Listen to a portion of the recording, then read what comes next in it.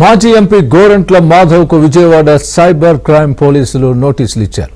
మార్చి 5న విచారణకు రావాలని చెప్పారు. 2024 నవంబర్ 2న మాజీ మహిళా కమిషన్ చైర్పర్సన్ వాసిరెడ్డి ఫిర్యాదుతో పోలీసులు కేసు నమోదు చేశారు.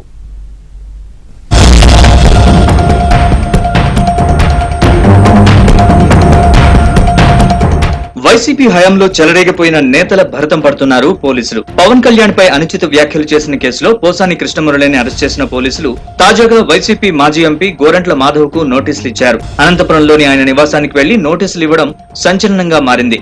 మార్చి 5వ తేదీన విచారణకు రావాలని నోటీసులు పేర్కొన్నారు. అనంతపురంలో మాజీ ఎంపీ గోరంట్ల మాధవ్ నివాసానికి వెళ్లిన విజయవాడ సైబర్ క్రైమ్ పోలీసులు నోటీసులు అందించారు. ఓ ఇంటర్వ్యూలో పోక్సో కేసులో బాధితురాలి పేరును గోరంట్ల మాధవ్ చెప్పారని, గతేడాది నవంబర్లో విజయవాడ సైబర్ క్రైమ్ పోలీసులకు మహిళా కమిషన్ మాజీ చైర్పర్సన్ వాసిరెడ్డి పద్మ ఫిర్యాదు చేశారు. దీంతో గోరంట్ల మాధవ్ పై పోలీసులు పలు సెక్షన్ల కింద కేసు నమోదు చేశారు. ఈ నేపథ్యంలో అనంతపురం నివాసానికి వెళ్లిన విజయవాడ పోలీసులు మాధవ్ కు నోటీసులు అందించారు. ఫిబ్రవరి 5వ తేదీన విచారణకు రావాలంటూ నోటీసుల్లో తెలిపారు. ఇక పోలీసుల నోటీసులపై మాజీ ఎంపీ గోరంట్ల మాధవ్ స్పందించారు. ప్రభుత్వం కావాలని తనపై కేసు పెట్టిందని, మాట్లాడే హక్కు, భావ ప్రకటన స్వేచ్ఛను ప్రభుత్వం హరిస్తోందన్నారు. మార్చి 5వ తేదీన ఎలాంటి పార్టీ కార్యక్రమాలు లేకపోతే లీగల్ అడ్వైజరీతో కలిసి పిఎస్ కు వెళ్లి విచారణకు సహకరిస్తానన్నారు. 5వ తారీఖు నాడు నేను పోవాలనా లేదా అనేది కూడా నిర్ణయం చేసుకుంటా. నా షెడ్యూల్ అలా కూడా చూసుకుంటా.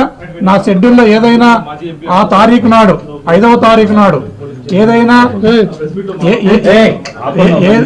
ఏదైనా ఇబ్బందికరమైన పరిస్థితి ఉంటే ఇంకో డేట్ అడుగుతా. లేదు నాకు వీలైతే పోవడానికంటే ఆ రోజు నేను హాజరవుతాను. ఈ సందర్భంగా మొత్తం మీద గతంలో చేసిన పాపాలు వెంటాడుతున్నాయని ప్రజలు చర్చించుకుంటున్నారు. తప్పు చేసిన వారికి శిక్ష పడాల్సిందేనంటూ కూటమి నేతలు చెబుతున్నారు.